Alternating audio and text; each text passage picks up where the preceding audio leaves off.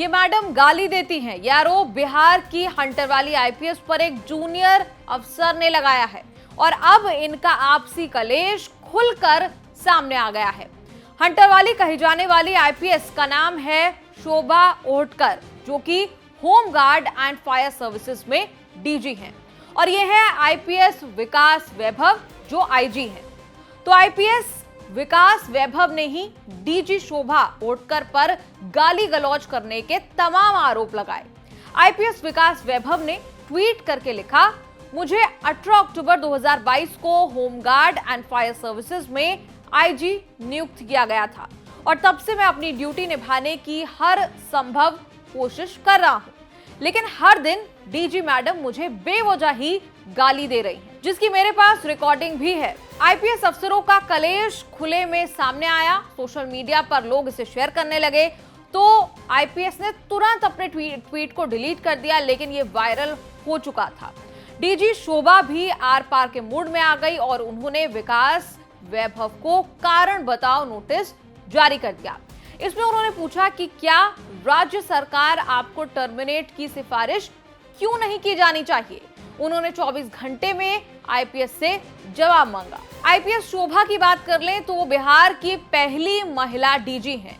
उनकी छवि एक दबंग आईपीएस अफसर के तौर पर है। उन्हें हंटरवाली भी कहा जाता है। आईपीएस शोभा तब चर्चा में आई थी जब उन्होंने बिहार के 15 विधायकों और सांसदों के खिलाफ चार्जशीट दायर की थी और वो अपने कड़े अनुशासन डिसिप्लिन के लिए जानी जाती है। उनकी छवि एक सख्त और दबंग पुलिसकर्मी के रूप में होती है। पुणे में जन्मी शोभा ओटकर 1990 बैच की आईपीएस अफसर हैं। उन्होंने हैदराबाद से पॉलिटिक्स में एमए किया। इसके बाद उन्होंने सिविल सर्विसेज की परीक्षा पास की और महज 22 साल की उम्र में ही आईपीएस वो बन गई। एक पुराने इंटरव्यू की बात कर ले तो वहां पर शोभा ने बताया था कि वो पहले पायलट बनने का सपना देखती थी, लेकिन उनके पिता चाहते थे कि वो किसी भी ऐसी सर्विसेज से जुड़े जिसमें कि वर्दी मिलती। उन्होंने बताया था कि वो अपने पिता का सपना पूरा करने के लिए कड़ी मेहनत करती थी। खुद उनके पिता भी एक सरकारी अफसर थे। अपनी दबंग छवि के अलावा शोभा ओटकर कोल माफियाओं के सफाई के लिए भी जानी जाती है। एक समय पर जब वो पटना में एसपी थी तब उन्होंने सबसे पहले नकली सामान बेचने वाले रैकेट का भांडाफोड़ किया था। इसके बाद उन्होंने बड़े अपराधियों के खिलाफ अभियान शुरू किया था। एक रिपोर्ट की अगर आप माने तो उन्होंने देवघर में कोयला माफिया के तौर पर काम कर रहे कम से कम 400 लोगों को गिरफ्तार किया था। फिर 1995 में उन्होंने 2 खतरनाक अपराधियों का एनकाउंटर भी किया था। इसके बाद उनका ट्रांसफर दरभंगा में कर दिया गया था। वहां उन्होंने बड़े गैंग्स और अपराधी यानी क्रिमिनल्स का सफाया किया था। इतना ही नहीं, अपराध में शामिल राजनेताओं के खिलाफ कार्रवाई करने से भी वो कभी नहीं झिझकी। एक इंटरव्यू में आईपीएस शोभा ने यह भी कहा था अपने काम को लेकर कि वो अपने काम से कभी भी समझौता नहीं करती।